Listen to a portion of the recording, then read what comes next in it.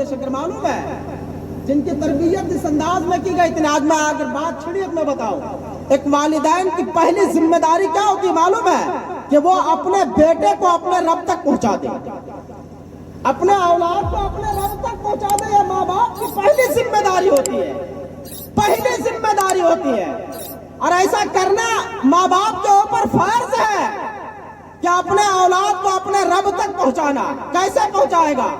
ماں باپ کی ذمہ داری ہے کہ اپنے بچے کو نماز سکھائے, ماں باپ کی ذمہ داری ہے کہ اپنے بچے کو دین سکھائے, ماں باپ کی ذمہ داری ہے کہ اپنے بچے کو قرآن سکھائے, ماں باپ کی ذمہ داری ہے کہ اپنے بچے کو جو ہے وہ دین کا مکمل پابند بنائے. اگر نہیں کرے گا ایسا, ماں باپ بھی اس کے گناہ میں شامل ہوگا, ماں باپ بھی گناہ میں شامل ہوگا. بابا فرید گنج شکر رحمہ اللہ علیہ جب ننھی سی عمر میں تھے, ماں نے کہا تھا بیٹا نماز پڑھو.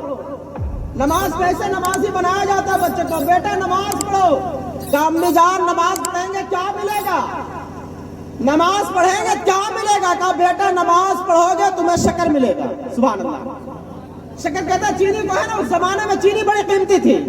بیٹا نماز پڑھو گے شکر ملے گا. کہا واقعی میں؟ کہا ہاں. کہا اگر ایسا ہے تو میں نماز پڑھوں گا. وضو کیا, مصلی بچھایا ماں نے, اور مصلی کے نیچے شکر کی ایک پڑیا بنا کر رکھ دی. نماز سے فارغ ہوئے, پہلی نماز پڑھے تو امی جان شکر. کہا بیٹا مصلی تو ہٹا, اور مصلی ہٹائے تو شکر کی پڑیا.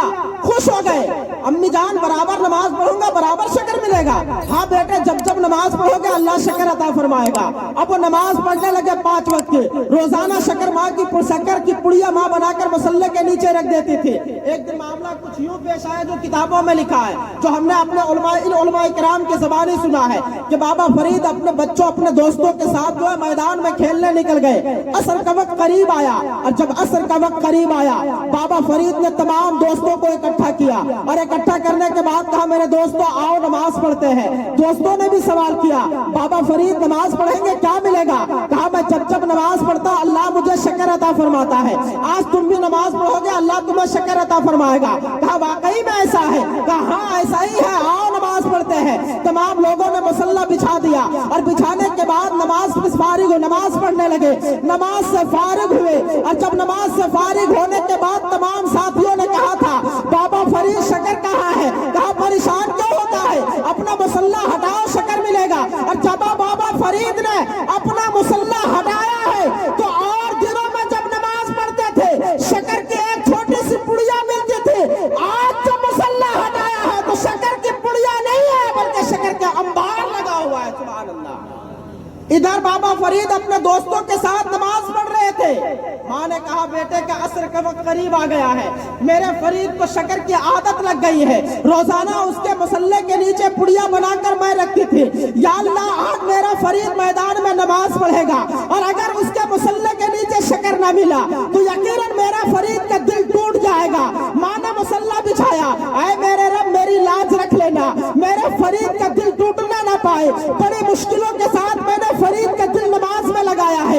ادھر بات دعا سے فارغ ہوتی ہے, ادھر بابا فرید گنج شکر جو ہے دروازے پہ دستک دیتے ہیں. ماں دروازہ کھولتی ہے, دروازہ کھلنا تھا, ماں کو سلام کیا.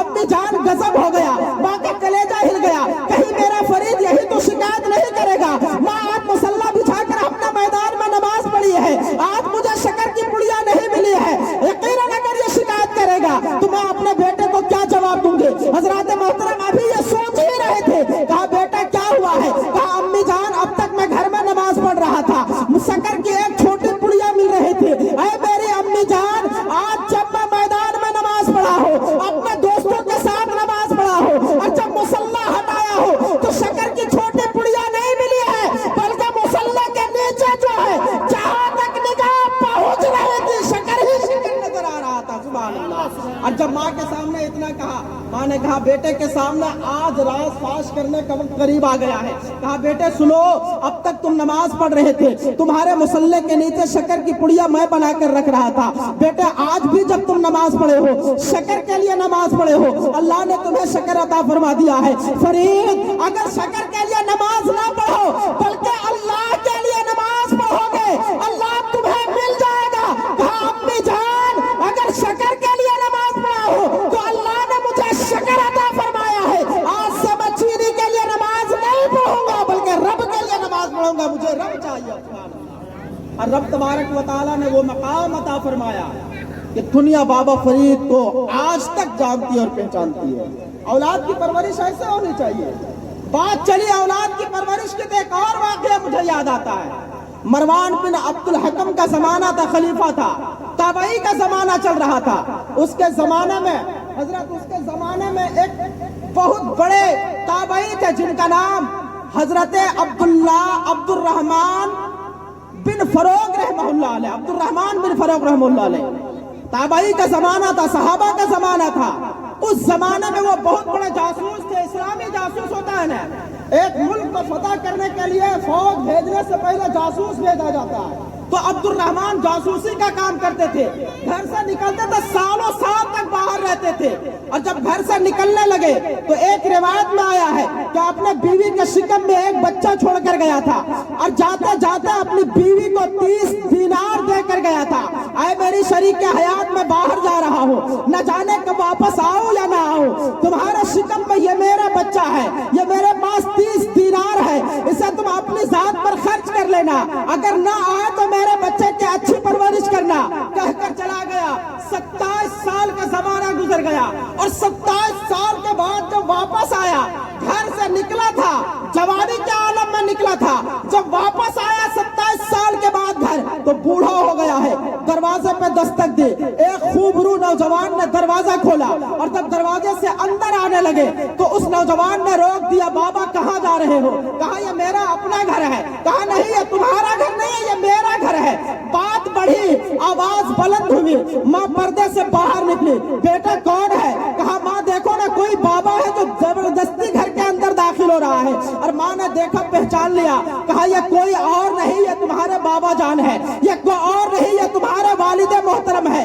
बाप बेटे मिले, रोने लगे और रो करके जब फारिग हुए, असर के अजान हुई तो वो नौजवान जो 27 साल नौजवान था, वो मस्जिद सबसे पहले पहुंच गया और बाप ने खाना खाया। खाना खाने से फारिग होने के बाद जो है, कहा मेरी शरीके हयात, हमने तुम्हें 30 दीनार देकर गया था, वो 30 दीनार कहाँ है? कहा नमाज से फारिग हो ले, खाने से फारिग हो ले, यकीनन मैं आपको पूरी हिसाबो किताब दूंगा 30 दीनार का। और जब खाना खाकर फारिग हुए, अजान हुई, मस्जिद पहुंचे। कौन सी मस्जिद? मस्जिद नबवी पहुंचे, सरकार की मस्जिद पहुंचे। नमाज से फारिग हुए तो देखा एक 27 साल खूबरू नौजवान है जो मुसल्ले पर खड़ा है, मंबरे रसूल पर खड़ा है और मंबरे रसूल पर बैठ करके जो है सर पे इमामा सजाया है, जुब्बा पहना है, चेहरे पर नूरानियत है, बड़े बड़े ताबईन को दर्स हदीस दे रहा है, जिसमें से जो है बड़े बड़े ताबईन, हजरत मालिक भी मौजूद है, हजरत अनस भी मौजूद थे, बड़े बड़े ताबईन ले बैठे हुए थे जिन्हें हदीस रसूल पढ़ाया जा रहा है। ये पीछे पहुंचे थे, सबके आखिरी सफे में थे, आखिरी सफ पर मौजूद थे। इन्होंने गौर से देखा नहीं और जब गौर से नहीं देखा, पहचान नहीं पाया कि ये मेरा ही बेटा है।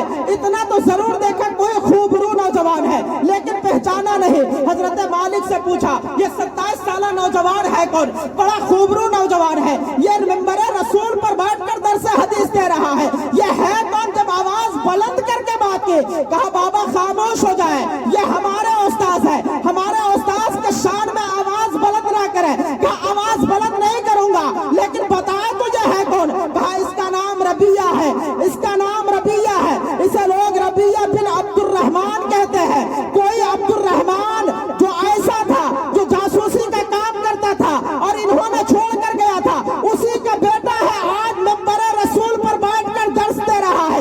जब इतना सुना कि मेरा बेटा रबिया जो है मंबरे रसूल पर दर्स दे रहा है, गश खाकर जमीन पर गिरा, उठा, रोते हुए गया और जब घर पहुंचा बीवी को देखा, कहा मेरी शरीके हयात, मैं तुमसे पूछा था 30 दीनार कहाँ है? कहा हाँ मुझे मालूम है। कहा क्या किए हो? कहा मस्जिद नबवी से होकर आ रहे हैं। कहा होकर आ रहा हूँ। कहा वो जो नौजवान बैठा है ना, वो आपका बेटा है और आपने जो मुझे 30 दीनार दिया था, आपके बेटे की तालीम और तरबियत पर मैंने 30 दीनार खर्च करके उसे हदीस रसूल सिखाया है। आज मंबरे रसूल पर बैठकर जो है वो बड़े बड़े ताबईन को जो है वो हदीस रसूल पढ़ा रहा है। हजरत अब्दुर्रहमान ने कहा बीवी तुमने मेरा हक अदा कर दिया, मैं दीन के लिए बाहर 27 साल तक भटकता रहा اسلام کے خاطر، اور تم نے میرے گھر میں جو ہے وہ حدیث رسول کو پڑھا کر کے میرے بیٹے کو دین کے قریب کر دیا ہے۔ دین کی تعلیم ایسے ہونی چاہیے، بچے کی پرورش ایسے ہونی چاہیے، بچے کی پرورش اس انداز میں ہونی چاہیے۔ آج ہمارا حال یہ ہے کہ ہم اپنے بچے کی تعلیم نہیں کر پاتے ہیں، نہیں دلا پاتے ہیں، اور دلاتے بھی ہیں تو جو تعلیم دلانے کی سخت ضرورت ہے وہ تعلیم نہیں دلا پاتے ہیں۔ ہم دین کی تعلیم سے بچوں کو دور کر دیے ہیں۔ آج یہی وجہ ہے کہ نہ ہمارے بچوں کو صحیح سے نماز پڑھنے کا طریقہ آتا ہے، نہ صحیح سے بڑوں کا ادب کرنا جانتا ہے، نہ بڑوں کا ادب و احترام جانتا ہے۔ اس لیے میں اپنے تمام گارجین حضرات سے گزارش کروں گا کہ آپ کو اللہ تبارک و تعالیٰ نے اگر صاحب اولاد بنایا ہے تو آپ اپنے بچے کی اچھی تعلیم و تربیت کے ساتھ اس کی پرورش کریں۔ درود